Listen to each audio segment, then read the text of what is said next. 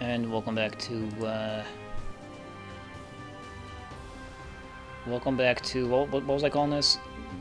Gundam Online patches and updates and balance changes translated. I think Dash. Okay, last time we did the all the changes they're gonna be making to the weapons on some Federation suits. Now we're gonna do Zeon as fast as I can, which isn't gonna be very fast because I'm probably gonna still do it slow anyway. Alright, so first on the list is the Ek guy. Its melee weapons are gonna get all their motions and hitboxes changed. Like all of them. What I'm mostly interested in is the Type D, because the Type D is exceptional in that it's awesome for an amphibious Zeon suit's melee. It's the headbutt, you know. It's the signature Ek guy move. And if it's gonna get a bigger hitbox, that's awesome. If it's gonna be like a faster motion, awesome. If it's gonna go further, more awesome. I hope all that happens. Okay, the high mobility Gelgoog, Vincent type, right? Like the Federation's grenade wielding counterpart, it's getting more ammo by this much. And switching from beam rifle to its underslung grenade launcher, there won't be a switch time, along with the full auto beam rifle to grenade launcher because they're the same weapon.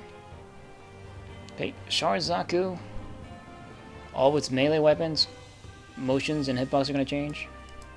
That's cool. Except, I hope that they don't change it for the worse. As in, they don't change it up too much. Like, the motion is okay. I don't mind the motion. I just don't like the hitbox, because the hitbox is too thin. Unless they're going to make it like a turbo awesome motion, like if they'll make Sharizaku do a hurricane kick, that'd be the most epicest thing ever. But I doubt that. But I've gotten used to its like, you know, rider kick. I got used to that. Like, I hope they don't change it to like, I don't know, like a bicycle kick or some weird motion.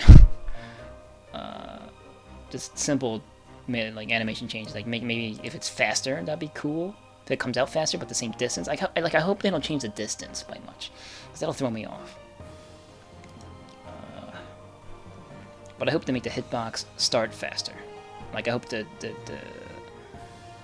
damage registering hitboxes will come earlier in the melee frames than what it is right now, because you only get those hits to register at like the near end of the kick.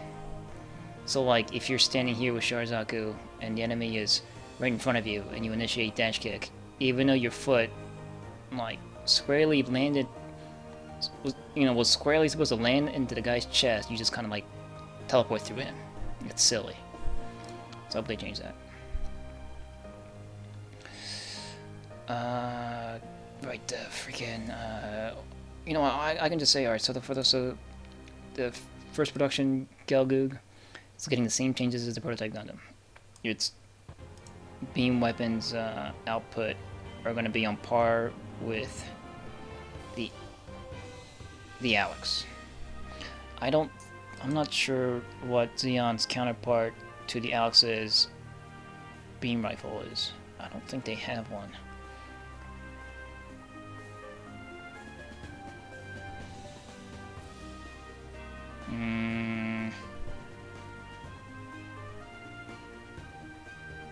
Blue Destiny Mark II? I think these things deal... Yeah, no. Maybe the VG Gelgoog? No. So maybe the first production Gelgoog might be unique now, in that its beam rifles deal more damage than any other Zeon suits. Maybe the Zungak E's Mega Particle Cannon full auto might deal super damage. I doubt it, because it gets a super damage bonus in the water.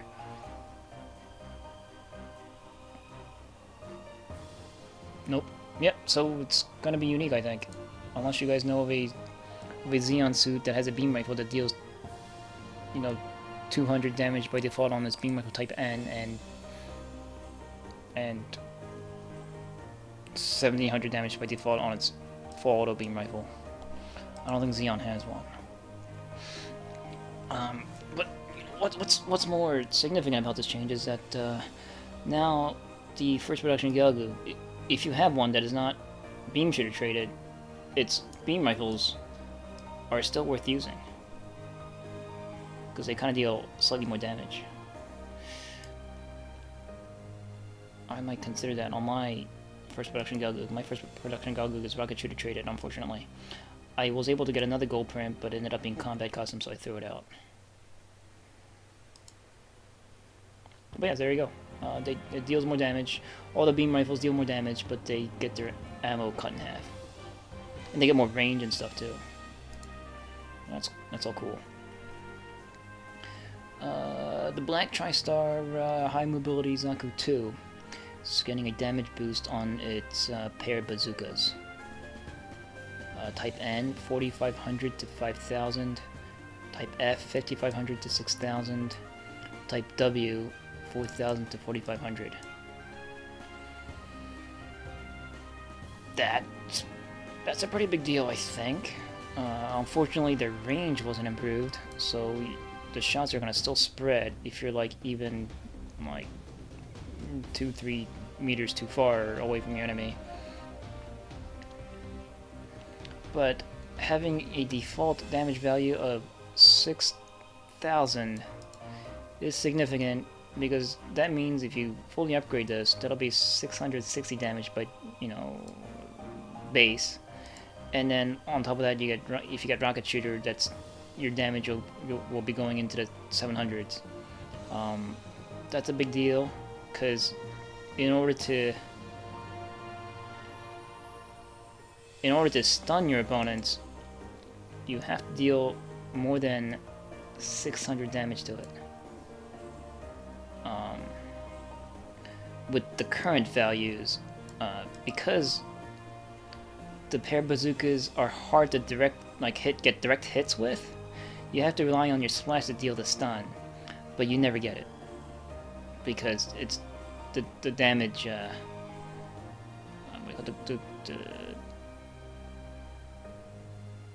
What's that word? The amount of damage that I can't think of the word, but you know, the further you get from the point of the splash, the less damage you deal, right? And usually your shots are landing too far for it to deal over the you know, the stun threshold. Because not only do you have to deal 600-ish damage, you usually end up having to deal more, since folks will have their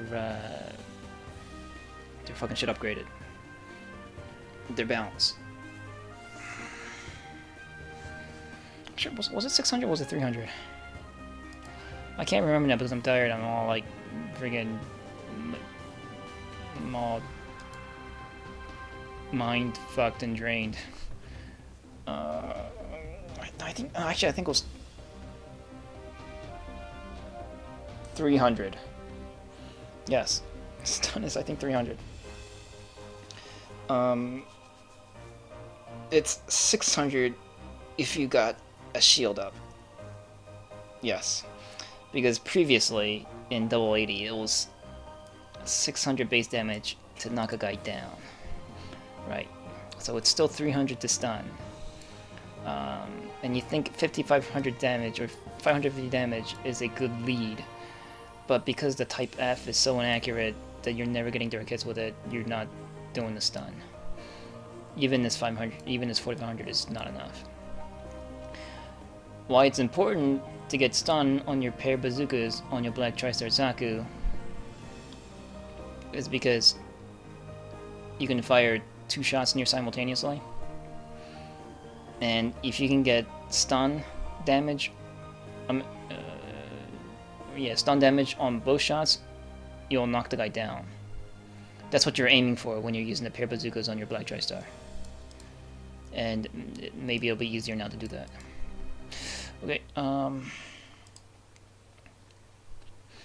GPO2. All of its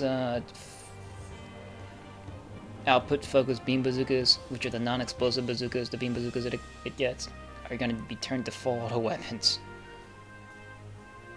That'll be interesting.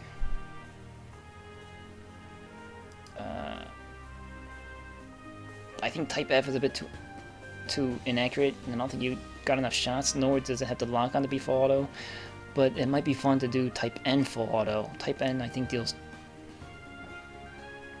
200 damage base. So it's kind of like getting the Alex's beam rifle. But Type F is like, friggin', I think it deals 3k damage per, 300 damage after you divide by 10.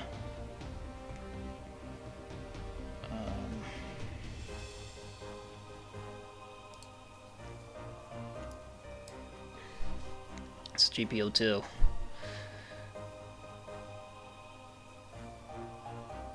Holy mother. So it's got 10 shots, Type N full, Type N focus beam bazooka gets 10 shots. It's gonna be turned full auto. Each shot deals 280 damage base. So that's over 300 damage if upgraded. The Type F only deals, it's a 5-round full auto weapon. What the fuck is that? I mean, it deals 400 damage base, but I think the Type F is better semi-auto, especially since its lock-on is at 680. You need to be able to lock to hit, to deal steady damage with full auto weapons, and 680 does not do lock justice on full auto beam weapons. I guess some testing are gonna be involved, but having a 20-shot beam rifle is worthwhile. So Type M might be a contender. We'll see.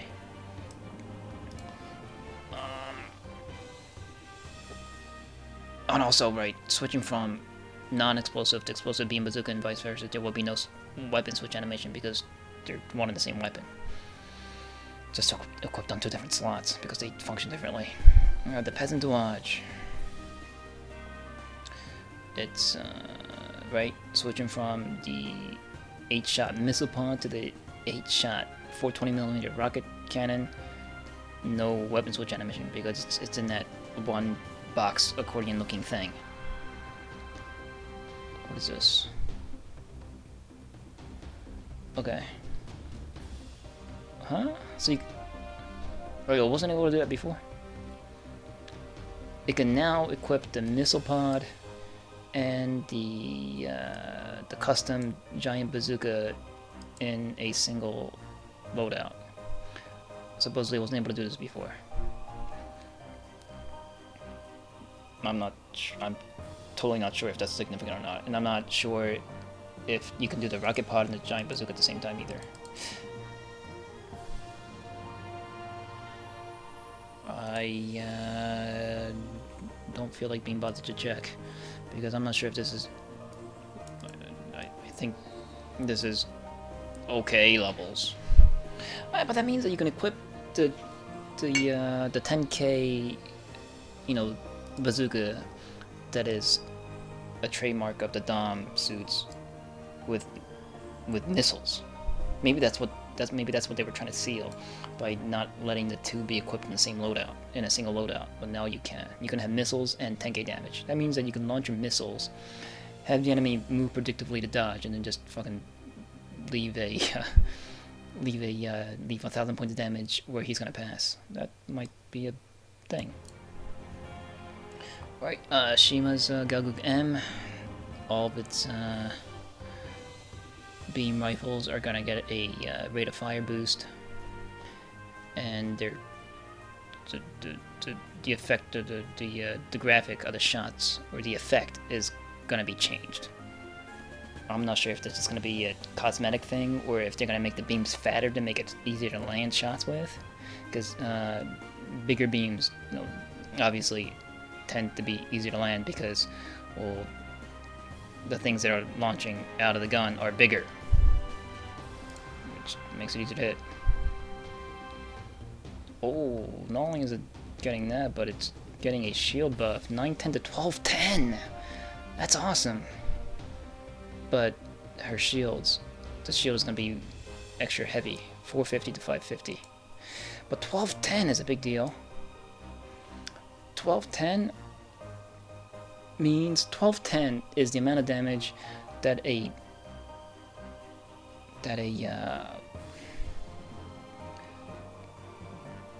1k damage bazooka deals fully upgraded with rocket shooter level 3. Because fully upgraded weapons deal 10% more damage than default, so that's on a 10k on a 1000 points, that's 1100, and rocket shooter level 3 is 10% additional damage, which is 110, so it's 1210. That's why this number is significant on shields. So that means that even if the bazooka that's being fired at you, that's 1000 points of damage dealing bazooka that is rocket shooter traded, that's being fired at you, is not fully upgraded, that means that Shima will be able to tank it. That could be a big deal. That'll make her technical. Does that make her suit better? I'm not sure. It'll make it technical. It'll make Shima Gelgoog a pro suit, because that means that you can incorporate shield play into your close combatness of the Gelgoog M Shima type. Because she has her wrist Gatling gun, or her arm-mounted Gatling gun that lets her instantly bring up her shield, doesn't mean that if you engage an Alex, you can bring up that shield and soak up its 1k damage, and then maybe continue to fight and hope for a win. I don't know. Many possibilities, or many theories, many ifs and maybes that you can say about this change, but I guess we won't know if it'll make any much of a difference or not until update day and people start trying out their Gelgoog M Shima type that is just collecting dust currently in their garages, because it just can't compete in gold tier. The Goof. Its Heat Sword D type is getting its animation and hitbox changed. Okay, I'm not even sure if I ever used Type D on my Goof. The Type T animation is so much more superior than any other melee animation on it.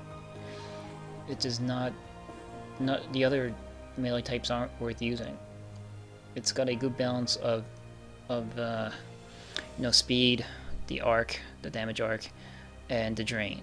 I think whenever I long time ago tested the Type D. Actually, no, maybe I've never seen a Type D because that's because I've never had a Goof. The Goofs I've flown were rentals, and rentals carry Type T. And I don't think any Goofs that I've seen people fly use Type D. I think Type D is just like the overhead swing that the Goof Custom does on his Type D.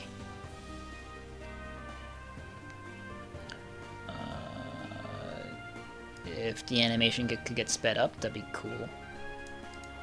Because it's too slow right now. The Goof Custom Type D. Goof Customs Type D is also slow.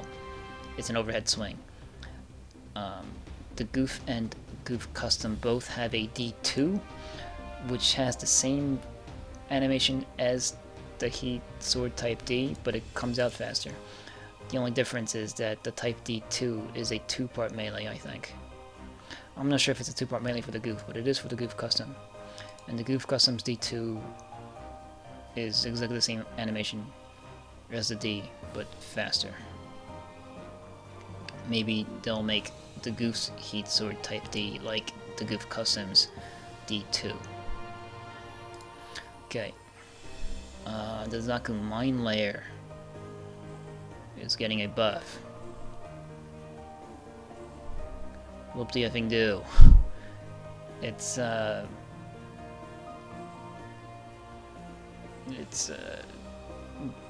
mines that it carries in its back. Its reload time is getting improved from 600 to 700. The backpack mines upgraded type, which is the one that only gold print versions get, is going from 500 to 600 reload time. 500 is slow. 600 is still slow, but not as slow.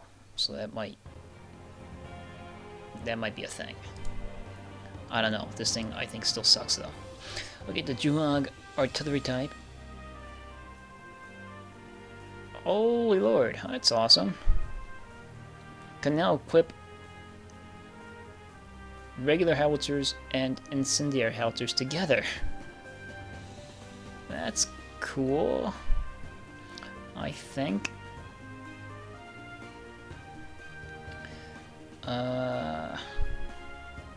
I haven't flown the artillery type Juag enough to be able to like say stuff about it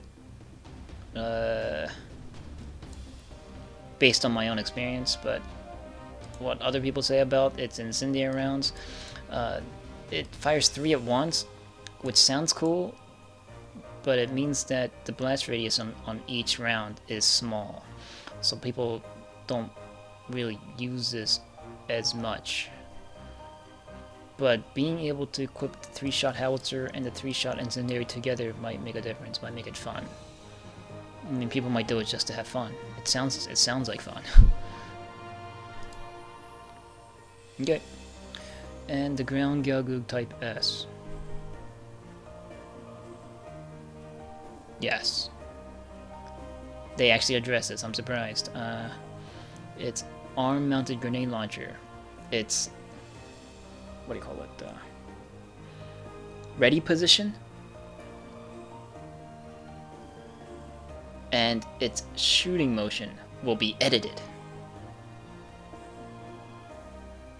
Both the howitzer grenade launcher and the direct grenade launcher. It kind of sounds stupid. Direct, I guess it's the way they word it. It's a grenade launcher. That's a grenade launcher, and a grenade launcher that's like a straight shooting grenade launcher. But people were getting angsty about the fact that, unlike most suits that got explosive weapons that are internally built into the suit that could like literally instantly switch to shoot it, the Galgug type S had to, I mean, it switches instantly to the weapon, but when you fire it, he has to take a half a second, like a quarter, an eighth of a second, to raise his arm to fire, which is enough delay to steal that double stun away from you. Like with the Galgug type S, you can't do charging beam to grenade launcher double stun for a knockdown because of it having to raise his arm up to fire. So I guess they're changing it so that he just kind of keeps his arm ready up, on like a doofus. Though I think in like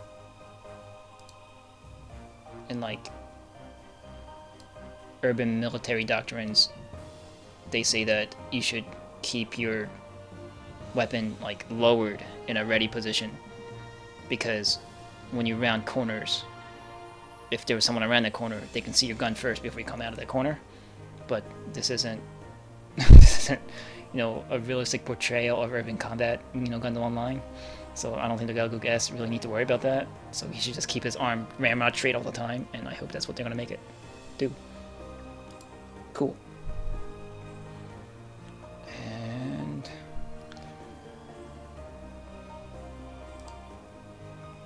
24 minutes.